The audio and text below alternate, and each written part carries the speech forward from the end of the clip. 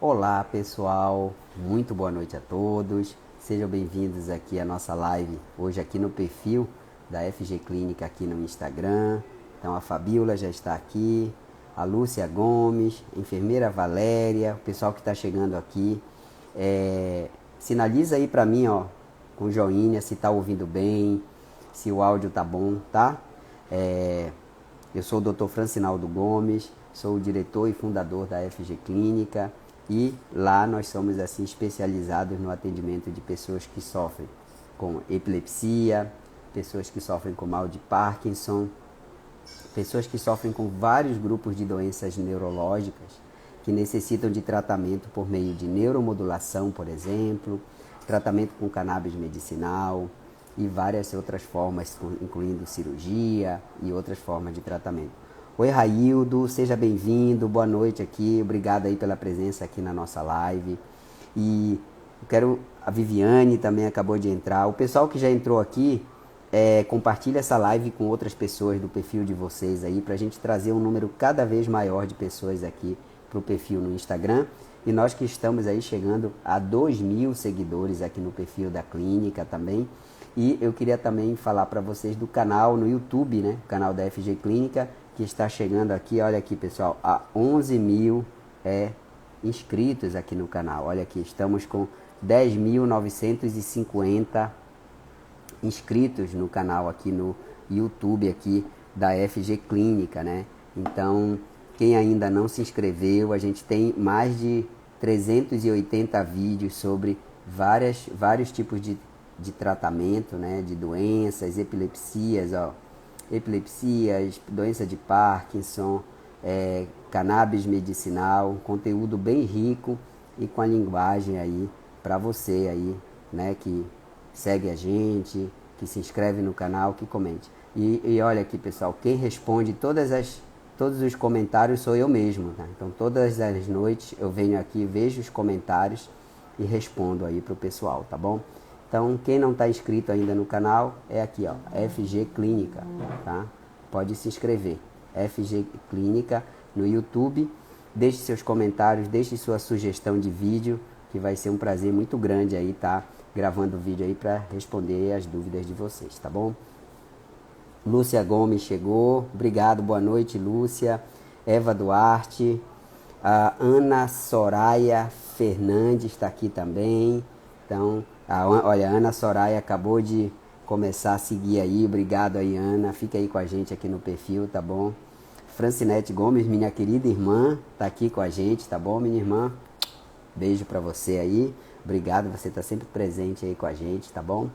Então, hoje, pessoal, nós vamos falar de um tema bem interessante, mas que é pouco falado, né? No meio médico em geral, tá? Oi, Eva, boa noite.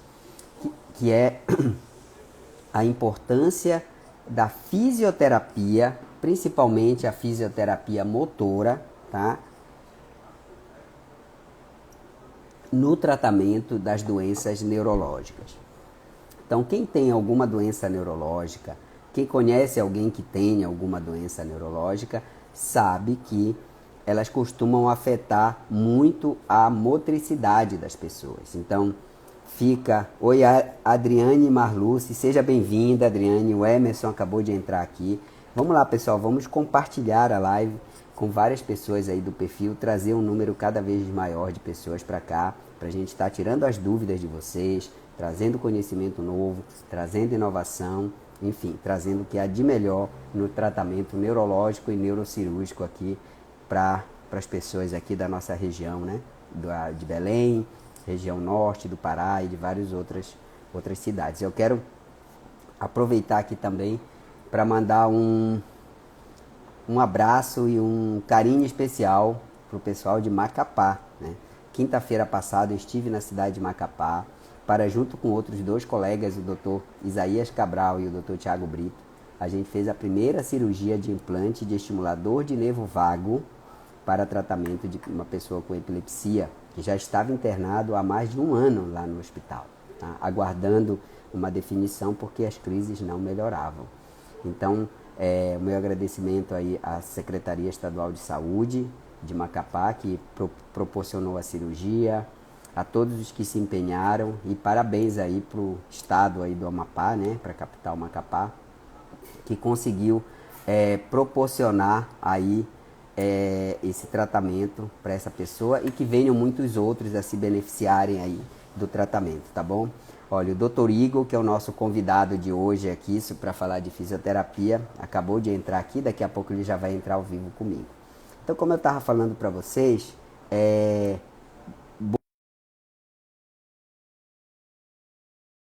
provocando algum grau de limitação funcional nas pessoas, principalmente da parte da motricidade.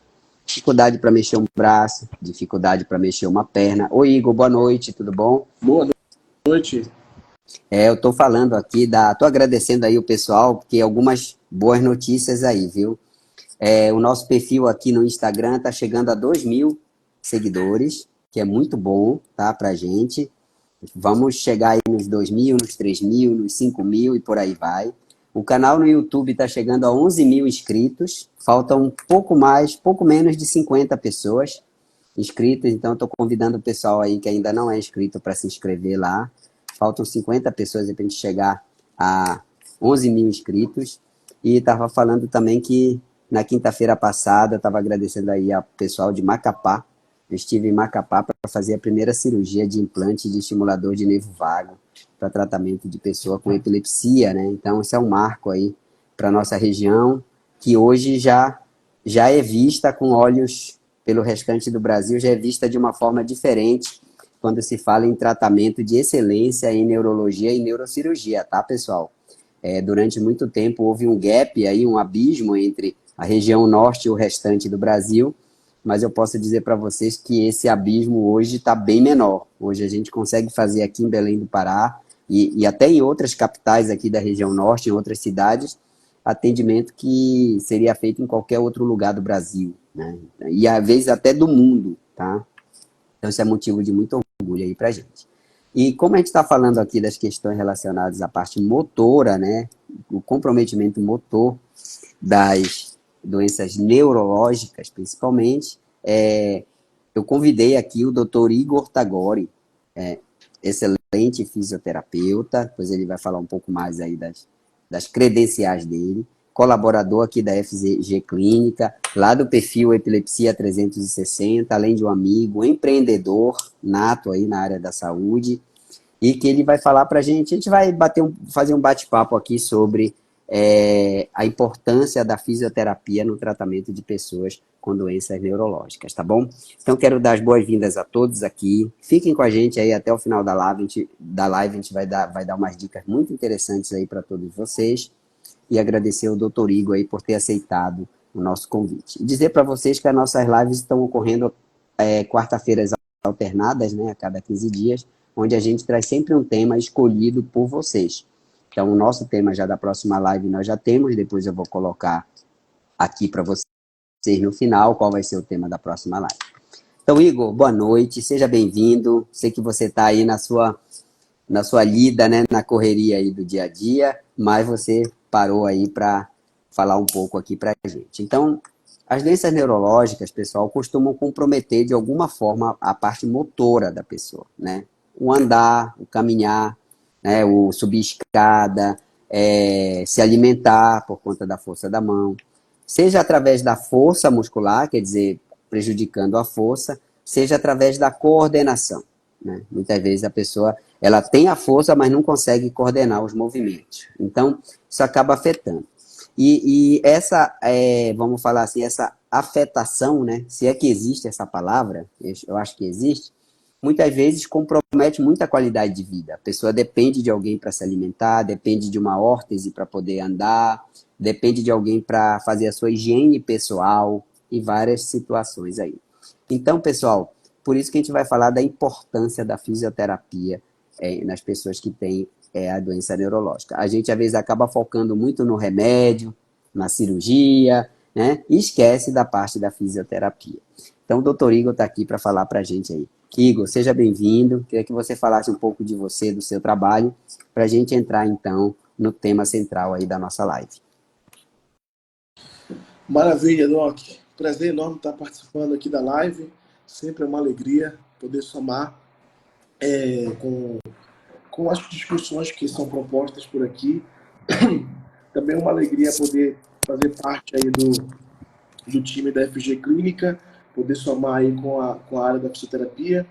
E hoje a gente poder estar falando para a população, né, para os seguidores, como é que a fisioterapia pode ajudar os pacientes que têm algum distúrbio neurofuncional, né, alguma doença neurológica. Então, bom, a fisioterapia, deixa eu me apresentar primeiro, né, para quem não me conhece, eu sou Igor Tagore, sou fisioterapeuta, também sou especialista em duas áreas, tenho duas áreas, na verdade, de atuação. Trabalho com a parte de traumato-ortopedia e dor, também desportiva, mas também trabalho na parte da neuro.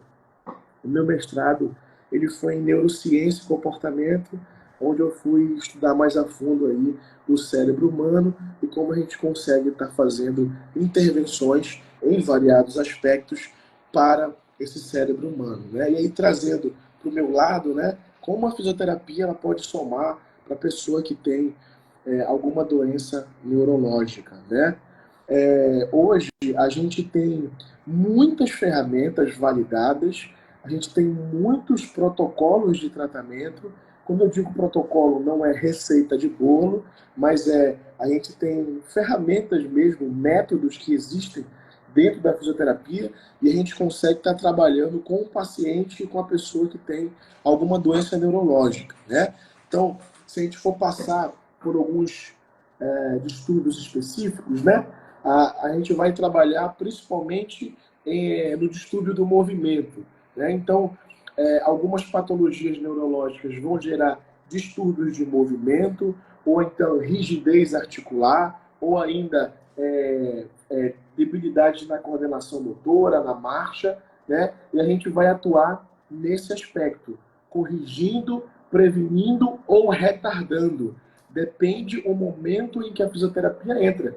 Então, se a fisioterapia entra bem precocemente, a gente, por saber a evolução do quadro desse paciente, a gente trabalha, então, para entrar com ferramentas e técnicas de modo que esse paciente, a gente consiga retardar o máximo possível a apresentação desses sinais e sintomas e da instalação desses distúrbios de movimento, né? E a gente trabalha também para entregar o máximo possível de qualidade de vida para esse paciente, tá?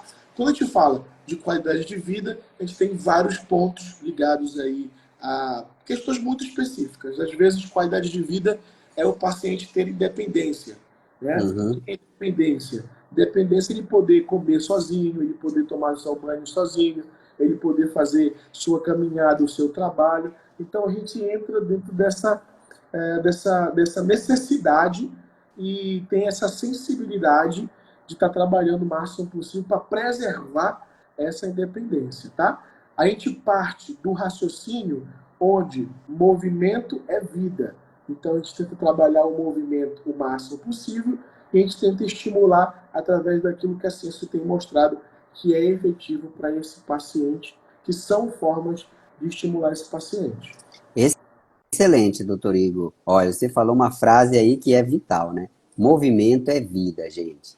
Todas as doenças, todas as vezes que uma pessoa começa a diminuir o seu movimento, e isso a gente observa em pessoas que têm, por exemplo, doença de Parkinson, em pessoas que têm paralisia cerebral, em pessoas que estão confinadas a um leito, né? Um leito de UTI, por exemplo, a gente vê que surgem vários problemas dessa falta de movimentação. Então, movimento realmente é vida, tá? E isso é importantíssimo.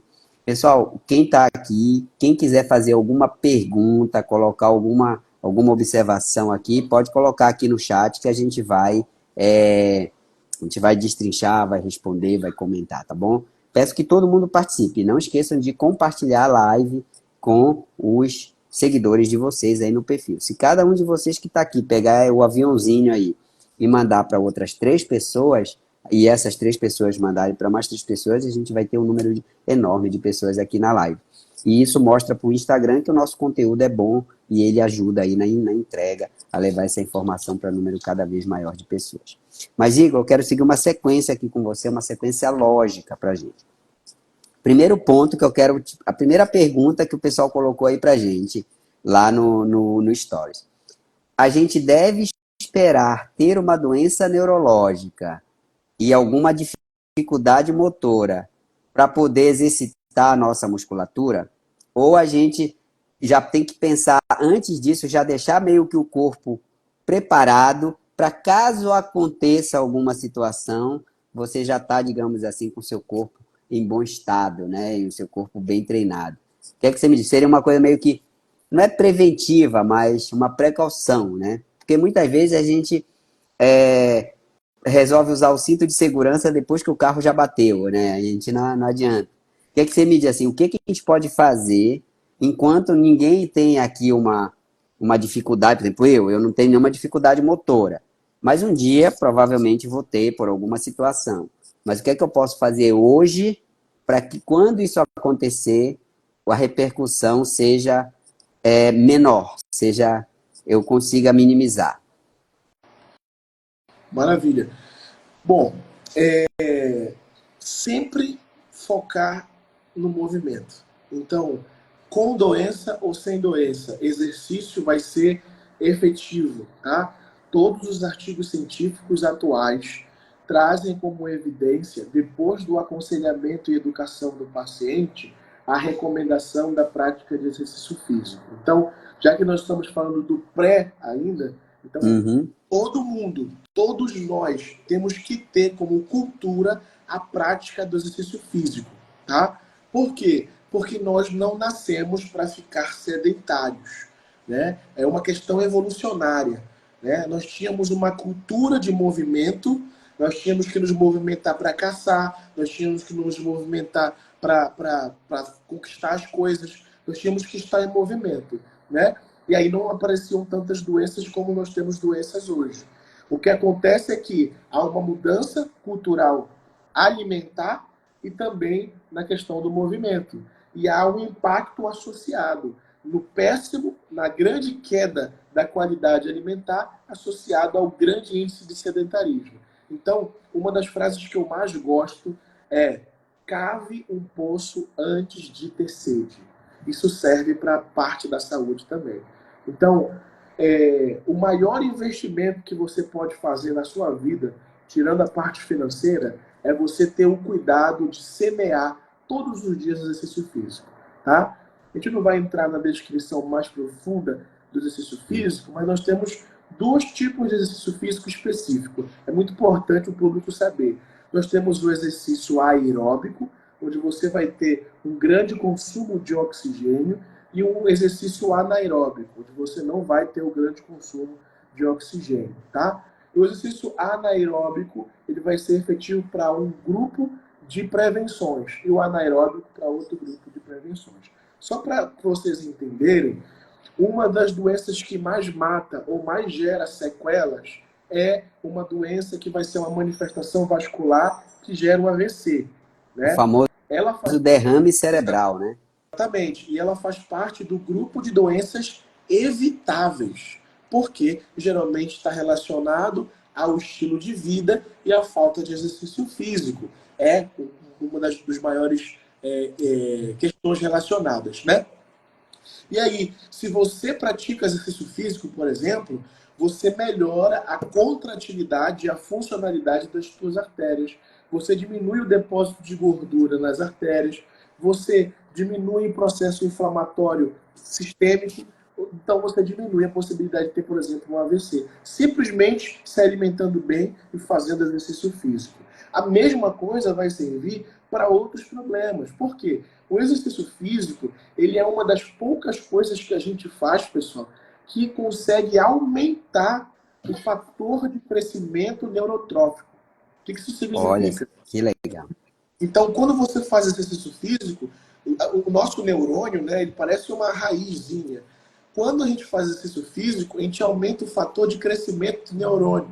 né? A gente aumenta a possibilidade de aprendizado. Então, você quer aprender mais, também faça mais exercício, né? Você quer melhorar sua memória, faça mais exercício, né? E a mesma coisa significa para outros aspectos da saúde. Então, você até chega a prevenir algumas doenças. Então, exercício físico precisa ser feito e vai ser efetivo para a prevenção de muitas doenças, tá? Excelente. Olha só, pessoal. Eu li esse livro aqui, ó, A Nova Ciência da Longevidade. Viva muito e com saúde. Esse livro aqui é excelente para quem quiser ler, é uma leitura super tranquila. Tem muitos dados científicos, mas é uma leitura muito boa, porque ele ensina como que as pessoas que vivem muito, então ele estudou aquelas regiões do planeta onde as pessoas vivem mais de 100 anos, que são chamadas zonas azuis, quais são os hábitos que essas pessoas têm. E um dos hábitos que é presente em todas essas regiões é a prática de atividade física, é a parte motora, ou seja, as pessoas, mesmo com 100 anos, 110, tem pessoas que estão vivendo 120 anos, vivendo bem, né? Elas se movimentam o tempo todo, elas têm uma atividade física regular, tá? E elas não esperaram chegarem a alguma situação de doença neurológica para fazerem isso. Elas começaram a fazer enquanto ainda eram jovens, elas começaram a cuidar do corpo. Esse livro é muito bom. Eu passei a ler, eu li porque eu prometi para minha filha que eu vou viver 200 anos, então eu tenho que me virar aí para chegar lá, tá? Eu tenho que cumprir, promessa feita é promessa cumprida, tá bom? Excelente, pessoal. Agora, Igor, o seguinte, um outro ponto ainda nessa parte da prevenção, vamos falar assim. A gente sabe que a prática de atividade física, né, melhora também o coração, melhora o pulmão, melhora o rins. E muitas pessoas que têm doença neurológica, em algum momento, vão precisar de uma cirurgia, né? Seja uma cirurgia para epilepsia, seja uma cirurgia para doença de Parkinson, seja uma cirurgia para dor do trigêmeo, seja uma cirurgia para problema na coluna, hérnia de disco, ou o que quer que seja. E essa parte da fisioterapia, do exercício físico, ajuda também a que a cirurgia seja bem sucedida, né? Deixar o corpo todo pronto para receber uma cirurgia, correto? Correto. A gente fala bastante dentro de quem trabalha, né, com o processo cirúrgico que uma das melhores formas de você ter um pós-cirúrgico efetivo é como era o estilo de vida do paciente no aspecto pré-cirúrgico, né? Quando ele não tem essa prática de exercício físico antes da cirurgia que ele vai realizar, a fisioterapia tenta entrar pelo menos com algumas semanas de exercício para que a gente consiga fazer avançar a qualidade dessa musculatura. E aí, quando ele tiver a cirurgia, no pós-cirúrgico, ele não tenha perdas significativas. E a gente Uhum. consiga fazer a evolução dele ser mais efetiva. Então, temos dois cenários. Temos o cenário daquele que tinha a prática do exercício físico e passa pelo procedimento cirúrgico. Esse vai ter um prognóstico, né? Ou seja, uma possibilidade de ter uma boa evolução muito grande, né? Então, o cara que pratica exercício físico pode evoluir muito bem. Agora, vamos supor que a gente tenha um grupo de pacientes que não faz exercício físico, vai fazer a cirurgia, né? O que a gente pode fazer? A gente vai fazer uma boa avaliação, né? Na FG Clínica. Geralmente a gente faz uma avaliação grande, demora mais ou menos 1h30, 2 horas, avaliando vários aspectos do paciente, tira essa foto de como o paciente estava, tenta trabalhar algumas coisas que a gente sente que precisa evoluir um pouco mais, né? Avança um pouquinho no fortalecimento desse paciente, gera um pouco de atividade, para que depois, no pós-cirúrgico, a gente consiga puxar essa escala que ele tem de uma queda, pequena queda pós-cirúrgica, e a gente puxe logo para cima essa evolução. Então, nesses dois aspectos, para ambos, o exercício físico, principalmente agora já, né? Falando da fisioterapia, vai ser fundamental. Excelente. Quer dizer, o time já entra ganhando, né? Você já Exatamente. entra com o time ganhando, é isso aí. Bom, nós já temos aqui algumas perguntas, então, como a gente já vai entrar agora nos temas mais específicos, né, agora nas pessoas que já têm alguma doença, digamos assim, então já tem a pergunta aqui da Renata, e da Lúcia Gomes. As duas são meio semelhantes, então eu vou unir. Qual é o melhor exercício físico para quem tem epilepsia e para quem já fez cirurgia para epilepsia? Existe o melhor ou não? Você pode comentar um pouquinho sobre os exercícios, as técnicas que são usadas para as pessoas que têm epilepsia com ou sem cirurgia? Aí depois eu faço a próxima pergunta, que é do Pedro Porchera. Beleza. Bom, a gente tem sim algumas recomendações, tá? Mas tudo vai depender do quadro desta pessoa, tá? A gente tem que partir, Renata e Lúcia. Lúcia, a gente tem que partir do seguinte entendimento. Como está a frequência de crise dessa pessoa, tá? Porque quando a gente tem uma frequência de crise bem controlada, a gente pode permitir alguns grupos de exercício. Quando a gente Uhum. com a crise tão controlada, esse paciente não tem um diário tão frequente de controle de crise, a gente já restringe um pouco mais. Exemplo, natação é um ótimo exercício, mas talvez não seja tão interessante para a pessoa com epilepsia que está tendo crises constantes. Com Que ela pode ter uma crise nadando, então não é legal, certeza. né? Por exemplo, corrida na rua, né? Talvez não seja interessante, porque a pessoa pode ter uma crise na rua e aí cair e se machucar, né? Sim, Então, sim. dependendo da pessoa, do quadro dessa pessoa, a gente vai recomendar um exercício específico, tá? Mas a gente parte de um seguinte pressuposto também. Exercícios aeróbicos são muito interessantes. Então, caminhadas, corridas, bicicleta, também fortalecimento muscular é interessante, tá? Mas volto a dizer, depende do quadro do paciente, tá? A gente diz assim, o paciente com epilepsia, epilepsia não é destino, né? A pessoa tem que adaptar a vida dela àquela doença crônica. Hoje, só para você entender, Renata e Lúcia, está ocorrendo uma pesquisa pela, pela USP, está acontecendo uma grande pesquisa pela USP. O professor está entrou em contato comigo e eles estão levantando pacientes e pessoas que têm epilepsia do Brasil todo. Eles estão perguntando para essas pessoas três coisas: se elas têm medo de fazer exercício, Uhum. se elas praticam exercício, quais exercícios elas praticam, aí se a pessoa disser que ela pratica exercício, se ela já teve algum quadro de crise fazendo exercício. Por quê?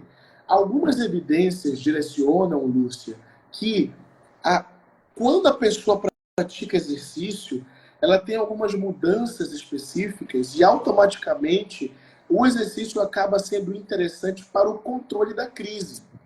Então, quando a pessoa Uhum. passa a fazer exercício, ela passa a ter uma diminuição das crises, da frequência ou da latência dessa crise. Diminui.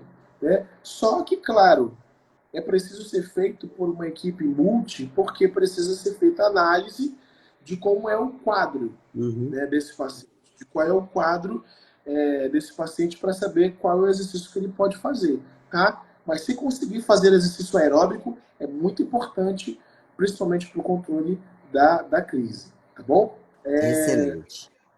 E Ela, a ela, pergunta do Pedro é: qual o papel da fisioterapia na recuperação de pessoas que sofreram lesão na coluna, lesão medular?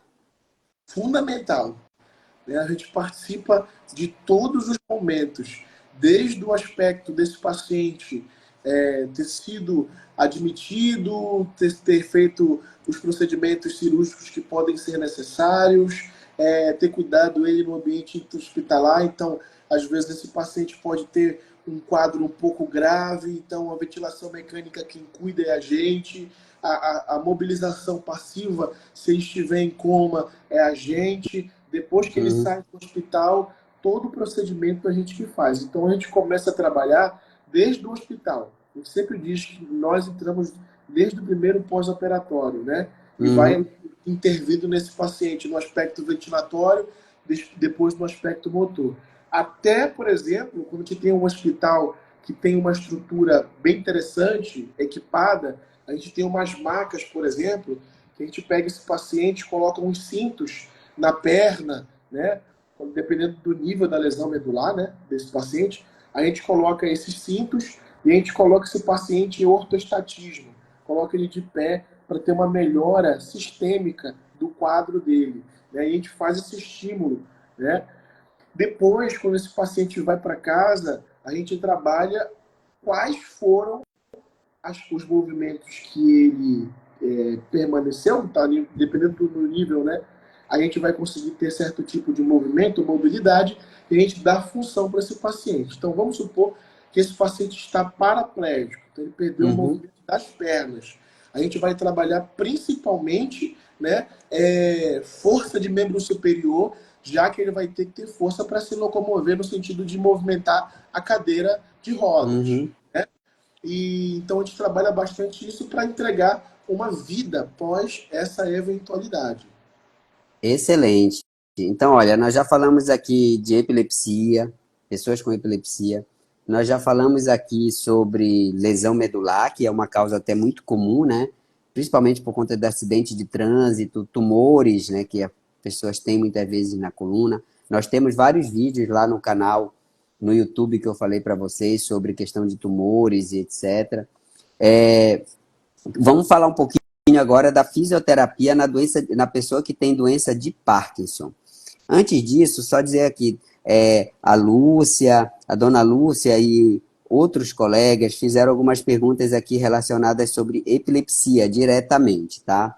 Pessoal, a gente, claro, sempre presta as informações aqui para vocês, mas como o tema da nossa live é sobre a fisioterapia, eu peço vocês que guardem essas perguntas para a nossa próxima live, que será sobre epilepsia, tá? Eu já adiantei aqui um pouquinho, tá? Para a gente não fugir do tema aqui, aproveitar aí toda a expertise do Dr. Igor aqui sobre a fisioterapia, tá bom, pessoal? Então, guarde aqui. Quem quiser pode me mandar a pergunta no direct ou pode colocar lá na caixinha de pergunta que a gente põe, que a gente vai responder na próxima live as perguntas sobre epilepsia, que vai ser o tema da live, tá bom? Então, como é que fica aí, doutor Igor, a questão das pessoas que têm doença de Parkinson, né? Que é uma doença que sabidamente compromete bastante a motricidade. Como é que é feito aí os exercícios, o trabalho, para que essa pessoa, antes de um procedimento cirúrgico, ou mesmo após, ou mesmo aqueles que não puderam ser operados, possam ter a melhor recuperação possível? A fisioterapia para o paciente com Parkinson, ela vai entrar, vai depender do momento onde ela vai entrar, né? Então, Uhum, por exemplo, a partir da descoberta do paciente, se esse paciente nos procura o mais cedo possível, nosso trabalho é retardar a, a, os sintomas, né? Que esses sintomas se instalem o quanto antes. Então, o paciente descobriu que tem Parkinson, uhum, nos procurou. Nosso papel é, a partir do que a gente já sabe do que é a doença de Parkinson e quais são os sintomas que vão se desenvolver ao longo da vida desse paciente, a gente trabalha retardando o máximo possível. Então, por exemplo, coisas que nós trabalhamos muito com o paciente com Parkinson. A gente trabalha muito a marcha desse paciente, porque geralmente o paciente com Parkinson, ele vai ser, na grande maioria, um paciente já mais com uma idade um pouco mais avançada. Então, a gente sabe que queda para idoso é muito séria. Então, a gente trabalha porque o Parkinson ele vai afetar a mobilidade desse paciente, ele vai ter uma marcha mais arrastada, ele vai automaticamente aumentar a possibilidade e o risco de queda. Então, a gente entra com uma uhum. intervenção de fortalecimento para os membros inferiores, mobilização, treino de equilíbrio e coordenação, para que esse paciente a gente consiga o máximo possível evitar e diminuir o máximo possível esse risco de queda, tá? Outra coisa que a gente também tenta trabalhar é a mobilidade desse paciente e fortalecimento para o membro superior e inferior. Então, a gente vai ver algumas inserções, a rigidez articular. Então, a gente trabalha bastante mobilização, bastante fortalecimento para tirar essa rigidez articular, né, ou evitar, ou retardar o máximo possível essa rigidez articular. E outro ponto bem interessante da fisioterapia para o paciente com Parkinson é a gente trabalhar em várias áreas diferentes. A gente consegue trabalhar com o paciente com Parkinson na hidroterapia, na água. Olha, Então, leva esse paciente para dentro da piscina para diminuir o risco de queda e trabalhar o máximo possível o equilíbrio desse paciente. aí que a gente consegue colocar um movimento para ser feito em conjunto. Então, enquanto ele faz o movimento, ele, por exemplo, movimenta a cabeça, a gente chama isso de treino de dupla tarefa, que é Uhum. fundamental para esse paciente. A gente trabalha bastante o fortalecimento das costas, que o paciente com o Parkinson, a pessoa com Parkinson, com o passar do tempo, ela vai ficando mais cifótica, né? Ela Uhum. vai ficando com a costa mais flexionada. Então, a gente trabalha o grupamento posterior da costa para que a gente retarde o máximo possível a instalação dessas alterações. Então, como a fisioterapia trabalha com esse paciente? A gente trabalha entregando o máximo possível de função para esse paciente. Trabalhando adaptações, trabalhando ferramentas que vão entregar o máximo possível de independência para esse paciente e utilizando ferramentas, técnicas, exercícios de fortalecimento, de coordenação e de equilíbrio para que esse paciente não tenha o desenvolvimento desses sintomas tão rápido. Né? Então, te Uhum. dá bastante informação motora, bastante informação de fortalecimento e equilíbrio para fazer com que esses sintomas retardem o máximo possível a inserção. Evite que fique fixo. E a gente vê claramente, o paciente que procura a fisioterapia o mais rápido possível, ele consegue retardar o máximo possível a instalação desses sintomas. Já o paciente que não procura, ele avança um pouco mais rápido. Essa informação é extremamente importante, tá, pessoal? A fisioterapia, ela sim, né? Ela interfere na evolução, né? No caso aí, interfere benéfica, né? De forma benéfica na evolução. E o doutor Igor colocou uma coisa aqui extremamente importante para vocês. Vejam que a pessoa com epilepsia, principalmente se as crises não estiverem controladas, você evita exercícios em ambiente aquático. Já para a pessoa que tem a doença de Parkinson, é preferível um ambiente aquático, né? Para vocês verem como a questão aí do quadro de cada um influencia aí, né? Na escolha da terapia e na intensidade dos exercícios e tal. E isso é extremamente importante aí. O Pedro também perguntou sobre a fisioterapia respiratória para as pessoas que têm mal de Parkinson. Pessoal, nós fizemos uma live lá no canal no YouTube, onde a gente falou da hipersalivação, né, da quantidade de saliva que a pessoa com doença de Parkinson produz, e a gente falou até do tratamento com o Botox, né, com a toxina botulínica, com o doutor Amaury francês.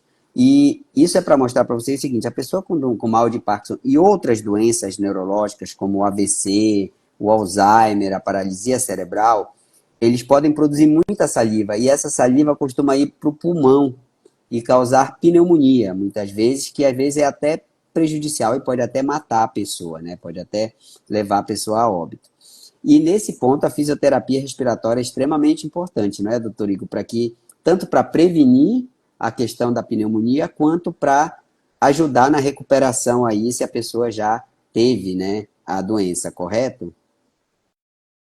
Perfeitamente correto. A gente tem algumas técnicas bem simples. A gente consegue fazer esse trabalho, por exemplo, dentro de casa, né, com ferramentas bem simples. Então, nosso papel na parte da fisioterapia respiratória é dar o máximo possível de estímulo para esse segmento, né? Então, a gente entra com o fortalecimento das musculaturas inspiratórias e expiratórias. A gente tem hoje alguns equipamentos que o paciente sopra ou que o paciente puxa e automaticamente a gente consegue modular a resistência. É igual, por exemplo, eu te dar um halter, né? Eu te dou 2 Uhum, quilos, 3 quilos, 4 quilos. A gente tem alguns equipamentos que a gente modula, e a gente consegue dar mais ou menos dificuldade para fazer esse paciente ter mais ou menos estímulo, né? Para uhum, ganhar força lá, para trabalhar essa parte respiratória, tá? A gente também trabalha bastante essa parte da higienização brônquica, né? uhum. Então a gente estimula com algumas técnicas que levam, né, a vibração, e essa vibração ele acaba fazendo com que haja um deslocamento da secreção, por exemplo, se esse paciente tiver pós-pneumonia, tiver tido secreção, né, a gente consegue fazer essa higienização brônquica para que ele não tenha uma recidiva, né? Então hoje a gente consegue ter várias ferramentas muito interessante. E outras ferramentas que também são bem legais é a parte da expansão pulmonar, que a gente consegue estar fazendo com uma técnica simples, que é fazer o paciente soprar um balão, fazer um paciente soprar um canudinho num copo de água. Uhum. Isso já ajuda bastante na higienização brônquica, em ganhar expansão, em fazer esses alvéolos expandirem, e aí ele melhora significativamente a qualidade de vida no aspecto pulmonar. Né? Então é bem interessante. E aí o Pedro comentou aqui embaixo, Power Brief. O Power Brief é um deles. A gente tem vários outros equipamentos interessantes. Tem o Acapella, tem o Shaker. São vários equipamentos que a gente usa. Parece inclusive uns charutinhos. E a gente modula ali. E aquilo tem uma bolinha de ferro, né, que gera uma vibração e ajuda na higienização brônquica. Ou a gente, ele tem tipo assim uns buraquinhos que são fechados quando a gente gira e vão gerando mais esforço. Né? Isso aumenta o trabalho de PIP ali dentro e também aumenta o trabalho para a expansão pulmonar e força para tanto para a musculatura inspiratória quanto a expiratória. Então a gente participa desde a parte respiratória quanto da parte motora desse paciente, tá? E vamos falar agora, Igor, de uma coisa mais high-tech, né? A gente está aí na era da tecnologia, na era dos chips, né? A gente tem um vídeo lá no canal sobre o Neuralink, que é um implante que é desenvolvido aí pela empresa da, do Elon Musk, né? E que hoje tem possibilitado aí alguns comandos que leem as ondas do cérebro e transmitem para membros que até então estavam robóticos, né? E que a pessoa que perdeu um membro, uma parte do corpo e tal. Então, essa parte ela é bem interessante, a medicina está evoluindo aí nessa área, mas, claro, a gente tem que falar também da nossa, o que a gente tem acesso aqui ainda que já é usado. Por exemplo, as órteses, né? Então, bengala, andador, botas, alguns instrumentos colete. Você poderia falar um pouco dessas órteses, assim, como que elas ajudam aí na recuperação das pessoas, para a gente, pessoas que têm, né, algum dano neurológico, a própria cadeira de rodas para alguns, né, para poderem estar se locomovendo melhor, enfim, para não ficarem restritos. Hoje a fisioterapia ela participa 100% desse processo. A gente anda de uma Exoesqueleto também, se você pudesse falar, já tem exoesqueleto, aqueles que a pessoa tipo veste, né? a gente já tem bastante coisa e muitas ainda em desenvolvimento, né? Mas digamos assim, do mais simples ao mais complexo, é, hoje a gente tem alguns equipamentos bem interessantes, né? E a gente consegue ajudar bastante essas pessoas de várias formas. Na parte da órtese, o fisioterapeuta, junto com nossos colegas da TO, né? Nós participamos muito dessa elaboração, inclusive a gente faz as órteses, né? Uhum. A gente participa da solicitação de uma cadeira de roda. Então, paciente que tem uma paralisia cerebral, paciente que teve uma lesão, por exemplo, que para de ter um controle da cervical, então ele não consegue manter a cervical fixa, né? A gente prescreve uma cadeira de roda adaptada ao máximo possível, que segura a cabeça. Então, hoje a gente tem cadeiras de roda de todos os tipos, inclusive automatizadas, né? Sim. E quem participa dessa prescrição somos nós, os fisioterapeutas, dessa elaboração, dessa recomendação, né? Outra coisa também que é bem interessante das órteses hoje, elas são fundamentais para muitos aspectos e muitas patologias neurológicas. Por exemplo, algo muito comum acontece com o paciente que teve um AVC, né? O paciente que teve um AVC, ele muda a marcha dele, né? Então ele parte daquela marcha mais aberta que a gente visualiza muito claramente, né? E essa marcha, quando a gente faz essa abertura, né? O paciente, ele, falando de uma forma não técnica, digamos assim, né? O paciente ele joga essa perna para trás, o que acontece? Ele impulsiona esse joelho para trás de tal forma que, com o passar do tempo, ele gera uma hiperextensão. Então, o joelho fica muito para trás, né? Sim. E aí a gente tem uma órtesezinha que vai na perna toda e trava isso.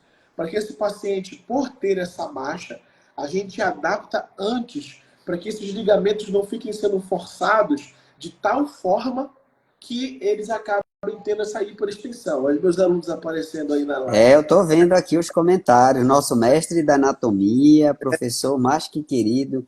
Isso aí. Maravilha. Muito bom, pessoal. Aí os alunos do Dr. Igor, sejam muito bem-vindos aqui no perfil, tá? Sigam o perfil aí com a gente. Quem quiser, viu, Igor, comparecer lá, conhecer lá a estrutura nossa forma de atendimento, as portas estão sempre abertas lá na FG Clínica, tá? Maravilha. Eu gosto bastante. Mas então, aí as hortas elas entram dando esse suporte, né, para essas adaptações. Se por alguma lesão tem uma alteração na mão, a mão ou fica caída, né, ou fica com alguma outra alteração, a gente consegue adaptar para que o punho não fique caído, estabilize. Então a gente consegue fazer. E já que você, só para pontuar, o senhor falou de atualização, eu tenho algo muito legal para te falar. A gente está startando esse semestre, né, em uma universidade que eu trabalho, um projeto muito legal. Nós estamos fazendo órteses, nós estamos iniciando o laboratório de órtese com impressora 3D. Olha que legal, tá vendo, pessoal? Avanços tecnológicos aí sendo trazidos, né? Sendo puxados aqui para nossa região. Show de bola. Exatamente. Então a gente tem nessa instituição, né, nós conseguimos duas impressoras 3D. A gente pega as órteses para um segmento ou uma patologia, desenha e pede para ela imprimir e deixa ela imprimida. E a gente consegue fazer órteses de vários Sob materiais medida. sob medida e mais moldáveis, né? Que E legal. retirando zonas, por exemplo, que antes machucavam o paciente, né?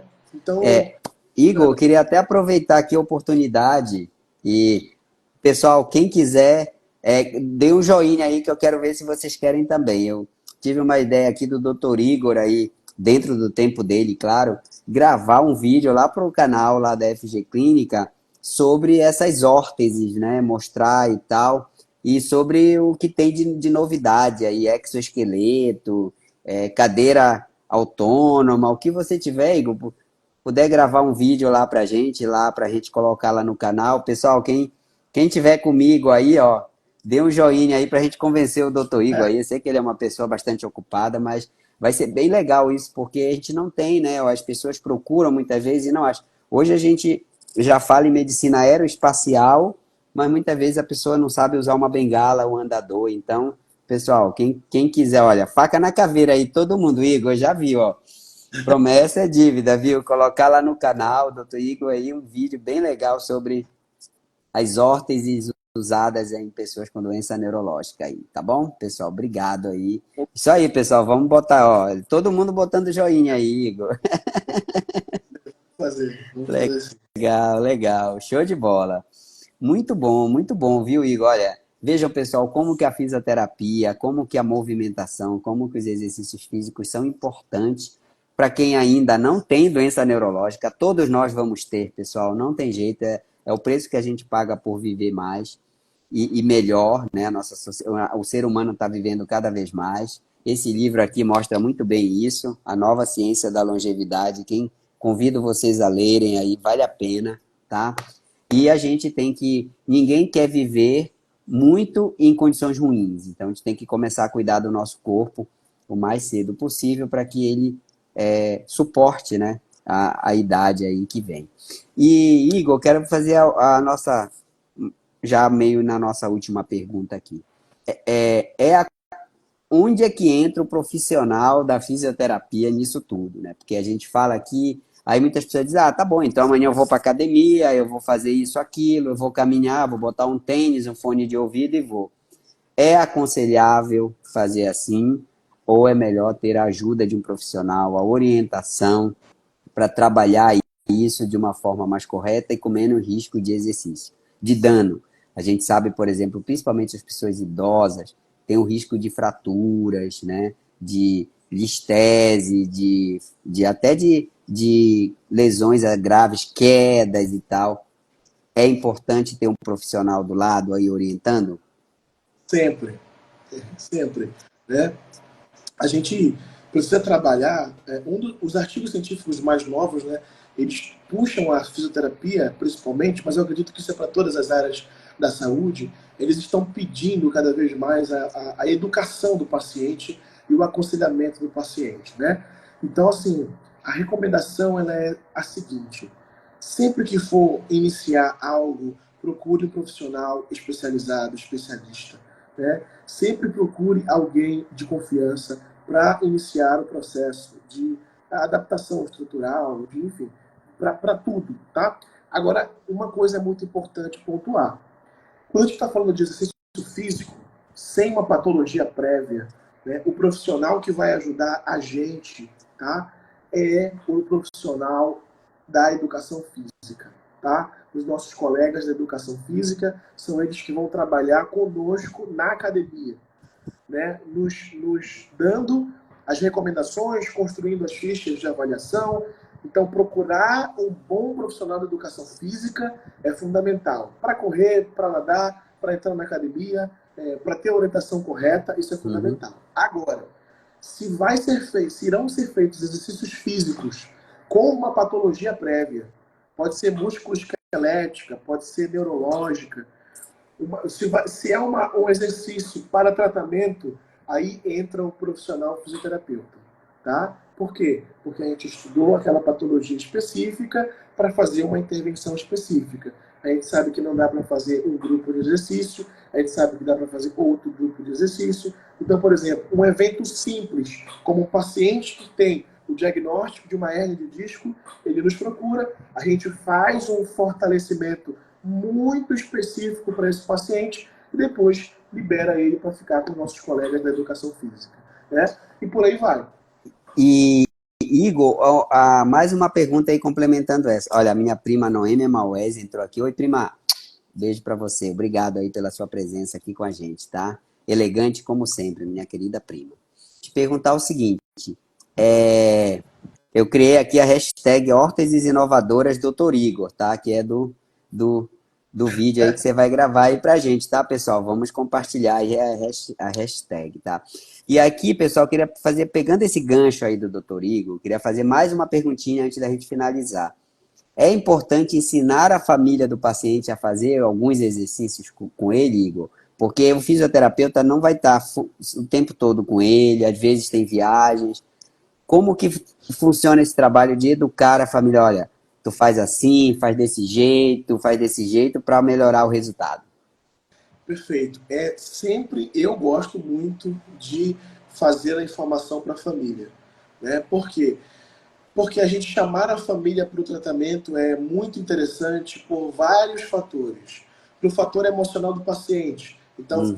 ninguém acorda todo dia motivado. Exato, Então, ninguém. que o paciente não vai acordar motivado, não vai querer fazer exercício, não vai querer Aliás, se a cuidar. maioria não quer. Pois é. Então, chamar Não o quer. atendimento é muito legal, porque ele vai estar em cima cobrando o paciente para fazer. A segunda coisa é que às vezes a pessoa não tem tanto espelho na casa para perceber se está executando corretamente o exercício, né? Então ela não viu durante o tratamento se está fazendo correto. Então eu ensino, por quê? Porque às vezes o meu atendimento com esse paciente vai durar 1 hora, mas quanto mais estímulo ele tiver, melhor, né? Mais Uhum. estímulo vai acelerar ainda mais a efetividade do tratamento. Então, assim como o Pedro colocou aqui, é muito legal passar um dever de casa. O que, que eu Exato. faço? Eu passo um dever de casa com exercícios mais simples e mais ligados à independência, ao cotidiano. Então, movimentos para os braços, para os membros inferiores, caminhadas, exercícios mais simples. Quando são exercícios mais complexos, exercícios que o paciente ainda não aprendeu muito bem ou que não houve uma visualização da família, eu seguro um pouco mais. Então, quando eu posso, eu dou uma cartilha. Quando eu estou fazendo o atendimento na FG Clínica, a gente faz muito isso, né? Então, Uhum. a gente atende tanto na FG Clínica quanto no pós-cirúrgico, a gente vai na casa do paciente. Então, quando eu Ótimo. estou na casa do paciente, o que a gente faz? Chama a família, ó, esse exercício é assim, assim, assado. Passa todos os procedimentos e aí depois a gente pede a reprodução. Mas uma dica super importante que eu gosto de fazer, eu peço para filmar o paciente. Porque aí eu vejo se o exercício está efetivo, é uma forma de motivar o paciente, de motivar a família e uma forma de gerar um compromisso. Ah, eu tenho que filmar aqui, né? Aí faz com que o exercício seja feito. Então, eu gosto muito de deixar um protocolo, um pacote de exercício para a família, eu acho fundamental. Excelente. Olha, eu vou criar uma hashtag aqui que está pegando também, ó. Movimento É vida. é Eu gosto dessa frase. vida. Prontinho, show de bola, né? Isso aí. Pessoal, é o seguinte, a gente está aí já chegando no final do nosso bate-papo aí, doutor Igor aí, firme e forte como sempre. E eu quero dizer para vocês que o tema da nossa próxima live, que foi selecionado aí na caixinha de perguntas que a gente colocou, quer dizer, daqui a 15 dias, né, por aí, vai ser como que as pessoas desenvolvem epilepsia. Então, a gente viu aqui agora que tem muitas pessoas aqui do perfil que têm epilepsia, ou que tem um familiar que tem epilepsia, e sempre fica aquela pergunta, Igor, poxa, por que que eu desenvolvi epilepsia? O que que aconteceu no meu cérebro que fez com que, ou que faz com que eu tenha crises, ou com que meu familiar tenha crise, ou com que meu amigo tenha crise, ou o que seja. Olha, todo mundo colocando aqui que é muito importante, e é mesmo. Então, o que que a gente vai fazer na próxima live? Nós vamos falar sobre o que a gente chama de epileptogênese. Olha, olha o nome.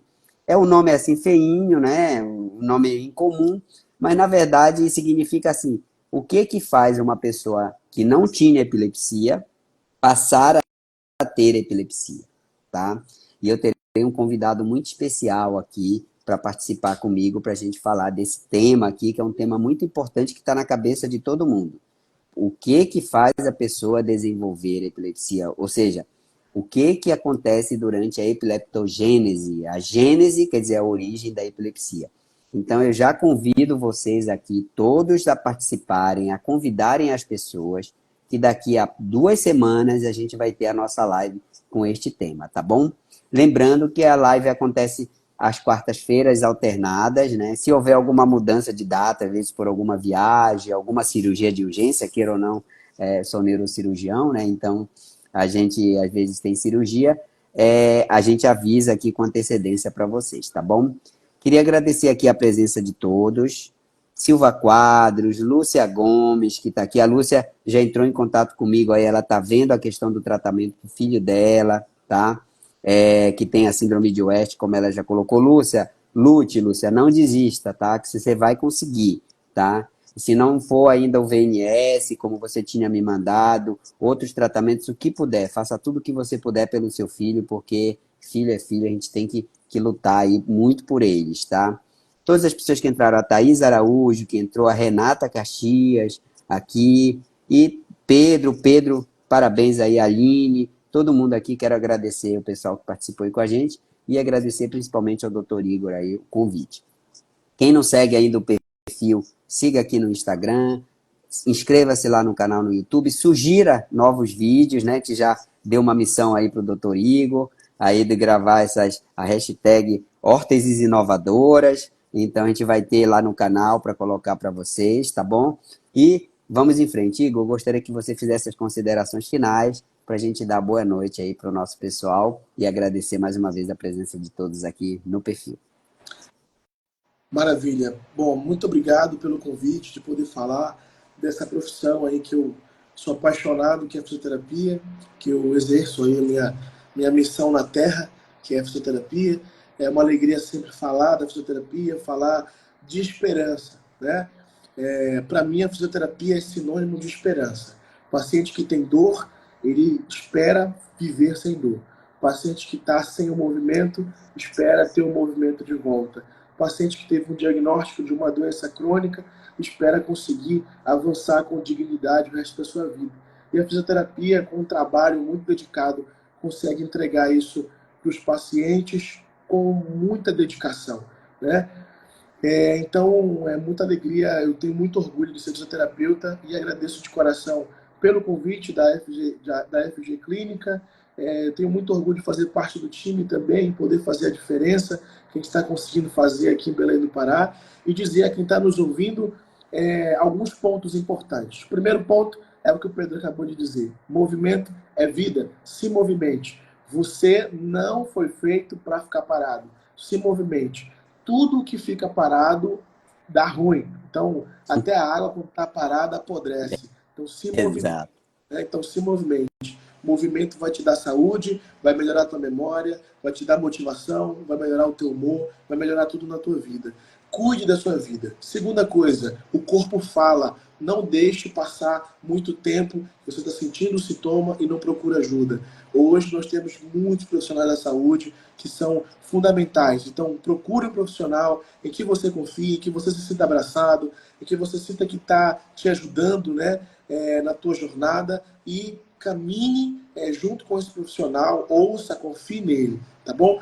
E a terceira coisa se você já tem um diagnóstico, ou se você tem um familiar com algum diagnóstico de alguma doença neurológica, não esqueça, diagnóstico não é destino. Existe uma vida inteira para ser caminhada, e apesar da doença, apesar do evento, apesar do acontecimento, existe alegria, existe história para ser vivida, para ser construída. Então, assim como o doutor falou para a Lúcia, não desistam, sejam resilientes, dediquem-se, procurem sempre a solução, procurem os profissionais e as equipes que vão poder somar com você, tá? Deixo aqui o meu Instagram, L_Tagore, contem comigo no mínimo para sempre. Tamo super junto, beijo no coração, Doc, conte comigo aí para tudo. Obrigado, doutor Igor. A gente também tem um orgulho aí de você fazer parte do time e está sempre aí com a gente. Quem quiser depois pode entrar aí seguir o doutor Igor aí no Instagram dele, mandar mensagem para ele no direct. Ele está lá com a gente na FG Clínica, tá bom? E a gente está cuidando aí melhor aí dos pacientes, não só com cirurgia, não só com remédio, mas também com educação e com a prática de exercício físico, tá bom? Pessoal, obrigado, uma ótima noite a todos e até a nossa próxima live. Espero vocês. Um abração. Boa noite. Boa noite.